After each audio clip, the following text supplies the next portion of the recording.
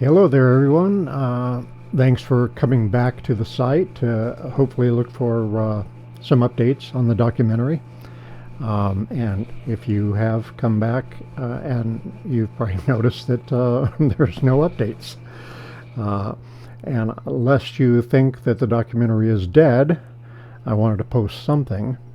So I decided I'm going to start posting some excerpts from the documentary, some of my favorite moments. The documentary is kind of in limbo right now. Executive producer Jim Shaw has produced a series, a television series, based on the documentary, or not necessarily based on the documentary, but the material that I shot for the documentary back in 2002. And so the first season has been shot and they're in post-production, and presumably he's waiting for that to be ready to go and is going to be making some kind of a package deal with the television series and the documentary together. But I haven't had a lot of conversations with Jim recently about the documentary, so I'm not 100% sure what's going on there, but I know it is involves that. That's all I know at this point. So in lieu of being able to post any update on progress with the documentary, I decided that I would post excerpts, just let you see little bits of it. So this first excerpt is from the first segment in the documentary, which is Los Angeles, where we held the auditions for the Laugh Across America. And so it features myself commenting on one of the directors of the Las Vegas Comedy Festival, Steve Cato, who is a primary subject of the documentary.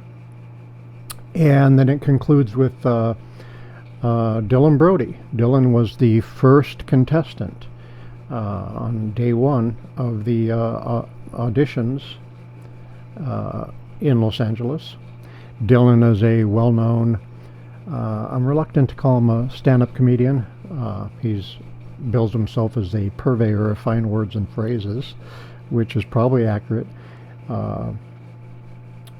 But he's also an author and a filmmaker, and he wraps up the segment. So, and then in coming weeks, perhaps I'll be posting excerpts from some of my other favorite moments throughout the documentary, different segments, different cities. I apologize if I look like I'm half asleep. I am half asleep.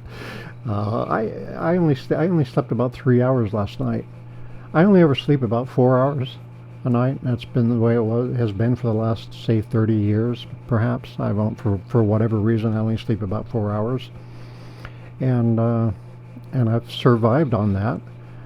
But last night I only got about 3, so I'm kind of dragging a little bit, but I'll perk up later in the day. But anyway, please enjoy this excerpt and come back soon and look for more. All right, we'll talk to you then.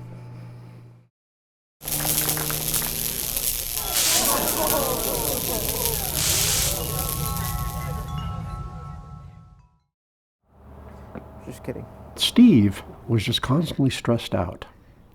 And in fact, before we even wrapped Los Angeles, another moment where he grabbed me and Marcus and said, "Come on," and we're thinking, oh God, you know. Of course, at this point, we're thinking, he's our boss, we got to listen to him, which really wasn't the case. But we're thinking, oh, he's going to do another bit here. And that in itself may be a movie. But, so it's starting to get to you. yeah, it's getting to me, and I just have to... I'll show you what happens when I get crazy. I'm just sensing a little desperation in your part, man. Well, I only do this when I get this stressed out. I mean, I don't do this all the time, but this is a joint, and this is a lighter, and you guys are camera guys, so I know that I won't be smoking alone. He's got a job to do, and I'm thinking to myself, we've still got 10 cities ahead of us. There's going to be thousands of contestants. If you're stressing out now, we've got problems. This will actually make it more fun for me and for the contestants. Because I'll probably actually listen All I know is he did his job every day. He came in, he was straight, sober, did his job. You know, what he did at night in his room was his business, you know? There is a belief that if you are an artist and you are talented and you are trained, and you come to LA and you're really good and you do your work and you go out on the auditions and you do your work, someone will notice and you will make a living and you will become famous and you will be part of the entertainment industry. But that's mythology, because no one in Los Angeles is looking to notice people. Los Angeles is looking for that which is already profitable. The result is a town in which there are a lot of pretenders, there are a lot of people, as was I when I moved out here and was still stoned and not properly learning things, people who come here with a mythology in their head and can't figure out why they're not moving forward. Because they're waiting for someone to notice them while they keep their head down and just do the work. We forget the underlying message of the fairy tales.